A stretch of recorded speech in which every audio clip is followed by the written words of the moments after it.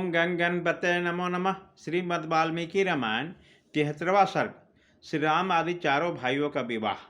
राजा दशरथ ने जिस दिन अपने पुत्रों के विवाह के निमित्त उत्तम गोदान किया, उसी दिन भरत के सगे मामा केकई राजकुमार एवं युधाजीत वहाँ आ पहुँचे। उन्होंने महाराज के दर्शन करने के लिए कुशल मंगल पूछा।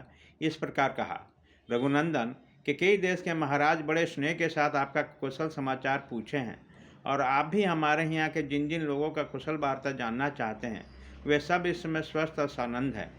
राजेंद्र, केकई नरेश ने मेरे भांजे भरत को देखना चाहते हैं, अतः इन्हें लेने के लिए मैं अयोध्या आया था। परंतु पृथ्वीनाथ, अयोध्या में सुनकर कि आपके सभी पुत्र विवाह के लिए आपके साथ मिथिला पधारे हैं, मैं तुरंत यहाँ चला आया, क्योंकि मेरे मन में अपने बहन की बेटी के देखने की बड़ी लालसा थी। महाराज दशरथ ने अपने प्रिय अतिथि को उपस्थित देख बड़े सत्कार के साथ आवाभगत की, क्योंकि वे सम्मान पाने के योग्य थे। तदंतर अपने महामनस्वी पुत्रों के साथ वह रात व्यतीत करके तत्व नरेश प्रातःकाल उठे और नित्य क्रम करके ऋषियों का आगे करके जनक की यज्ञशाला में जा पहुँचे। तत्पश्चात विवाह के योग्य विजय नामक मुहूर्त आने पर दूल्हे के समय अनुरूप समस्त भेषभाषा से अलंकृत हुए भाइयों के साथ श्री रामचंद्र जी भी वहाँ आ पहुँचे। वह विवाह कालोचित मंगलाचार पूर्ण कर चुके थे तथा वशिष्ठ मुनि एवं अन्य महर्षियों का आगे करके उस मंडप में पधारे। उस समय भगवान वशिष्ठ ने विदेहराज जनक के पास जाकर इस प्रकार कहा, महाराज, नरेशों में श्रेष्ठ महाराज दशरथ अपने पुत्रों को वैवाहिक सूत्र बंधन रूप मंगलाचार संपन्न करके उन सबके साथ पधारे हैं। उनके भीतर आने के लिए दाता के आदेश की प्रतीक्षा कर रहे हैं, क्योंकि दाता और प्रतिग्रहिता दान ग्रहण करने वाला का संजोग होने पर ही समस्त दान धर्मों का संपादन संभव होता है। अतः आप विवाह काल्पयोगी शुभ कर्मों का अनुष्ठान करके उन्हें बुलाइए और कन्या दान स्वरूप स्वधर्म का पालन कीजिए। महर्षि वशिष्ठ के ऐसा कहने पर परम उदार, परम धर्मज्ञ और महातेजस्वी राजा जनक ने इस प्रकार उत्तर दिया, मुनि श्रेष्ठ, महाराज के लिए मेरे यहाँ कौन सा पहरेदार खड़ा है? वो किसके आदेश की प्रतीक्षा करते हैं? उनके घर में आने के लिए कैसा सोच विचार है? यह जैसा मेरा राज है वैसे ही आपका है। मेरी कन्याओं का वैवाहिक सूत्र बंधन रूप मंगल कृत्य संपन्न हो चुका है, अतः अब वे यज्ञ वेदी के पास आकर बैठी हुई हैं और अग्नि के प्रज्वलित शिखाओं के समान प्रकाशित हो रही हैं। इस समय तो मैं आपकी ही प्रतीक्षा में वेदी पर बैठा हूँ। आप निर्विघ्नपूर्वक सब काम पूर्ण कीजिए, विलंब किस लिए करते हैं? वशिष्ठ जी के मुख से राजा जनक की कही हुई बात सुनकर महाराज दशरथ उस समय अपने पुत्रों और संपूर्ण महर्षियों के महल के भीतर ले आए। तदंतर विदेहराज ने वशिष्ठ से इस प्रकार कहा, धर्मात्मा महर्षि, प्रभु आप ऋषियों के साथ लेकर लोकाभिराम श्री राम के विवाह का संपूर्ण क्रिया कराइए।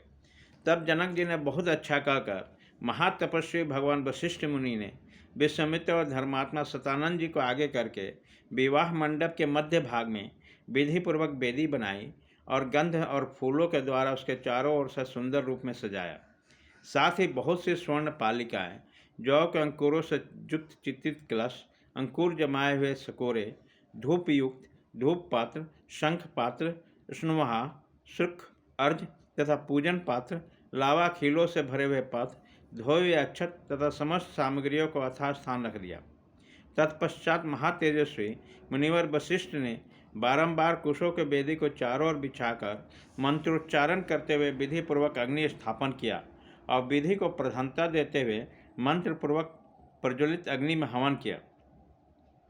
तदंतर राजा जनक ने सब प्रकार से आभूषणों से विभूषित सीता को लेकर अग्नि के समक्ष श्री रामचंद्र जी के सामने बैठा दिया और माता कौशल्या के आनंद बढ़ाने वाले उस श्री राम से कहा, रघुनंदन, तुम्हारा कल्याण हो।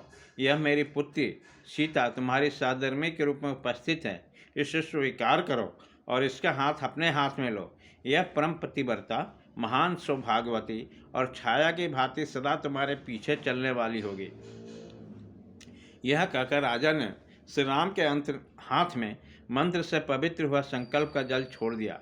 उसी समय देवताओं और ऋषियों के मुख से जनक के लिए साधुवाद सुनाई दिया।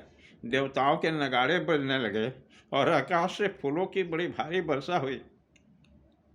इस प्रकार मंत्र और संकल्प के जल के साथ अपनी पुत्री सीता को दान करके हंसमे हुए राजा जनक ने लक्ष्मण से कहा, लक्ष्मण, तुम्हारा कल्याण हो। आओ, मैं उर्मिला को तुम्हारी सेवा में दे रहा हूँ, इसे स्वीकार करो। इसका हाथ अपने हाथ में लो, इसमें विलम्ब नहीं होना चाहिए। लक्ष्मण ने से ऐसा कहकर राजा जनक ने भरत से कहा, रघुनंदन, मांडवी का हाथ अपने हाथ में लो। फिर धर्मात्मा मिथिलेश ने शत्रुघ्न को संबोधित करके कहा, महाभाव, तुम अपने हाथ से श्रुतकृति का परिग्रहण करो। तुम चारों भाई शांत स्वभाव के, तुम सबने उत्तम व्रत का भली भांति आचरण किया है। कुगस कुल के भूषण रूप तुम चारों भाई पत्नी से संयुक्त हो जा। इस कार्य में विलम्ब नहीं होना चाहिए। राजा जनक का यह वचन सुनकर उन चारों राजकुमारों ने चारों राजकुमारियों का हाथ अपने हाथ में लिया। फिर वशिष्ठ जी के सम्मति से उस रघुकुल रत्न महामनुष्वी राजकुमार ने अपनी अपनी पुत्रियों के साथ अग्नि, बेदी, राजा दशरथ तथा ऋषि मुनियों की परिक्रमा की और वेदोक्त विधि के अनुसार वैवाहिक कार्य पूर्ण किया। उसी समय आकाश में फूलों की बड़ी भारी वर्षा हुई, जो सुहावनी लगती थी। दिव्य दुदुम्बियों का गंभीर ध्वनि, दिव्य गीतों का मनोहर शब्द और दिव्य वादों के मधुर घोष के साथ झुंड की झुंड अप्सराएं नृत्य करने लगी और गंधर्व मधुर गीत गाने लगे। उन रघुकुल शिरोमणि राजकुमारों के विवाह में वो अद्भुत दृश्य दिखाई लगे। शहनाई आदि बाजों के मधुर घोष से गूंजते हुए उस वर्तमान विवाहोत्सव में उन महातेजस्वी राजकुमार ने अग्नि को 3 बार परिक्रमा करके पत्नियों को स्वीकार करते हुए विवाह कर्म संपन्न किया। तदंतर रघुकुल को आनंद प्रदान करने वाले वो चारों भाई अपने पत्नियों के साथ जनवासे में चले गए। राजा दशरथ भी ऋषियों और बंधु बांधवों के साथ पुत्रों और पुत्रवधुओं को देखते हुए पीछे पीछे गए। इस प्रकार श्री वाल्मीकि निर्मित असामान्य आदि काव्य के बालकांड में 73वां सर्ग पूरा हुआ।